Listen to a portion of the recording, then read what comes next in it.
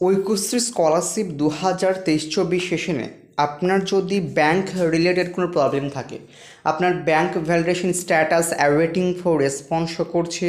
অথবা not matched manual verification pending show করছে, অথবা bank validation status invalid show করছে, ব্যাংকিং রিলেটেড এরকম কোনো স্ট্যাটাস শো করে থাকে, ব্যাংক স্ট্যাটাস ইনভ্যালিড অথবা অ্যাওয়েটিং ফর রেসপন্স অথবা not matched manual verification pending,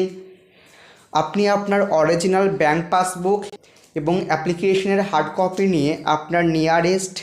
district minority office রয়েছে সেইখানে যাবেন এবং সেখানে গিয়ে ডিস্ট্রিক্ট নোডাল অফিসারের সঙ্গে কথা বলবেন,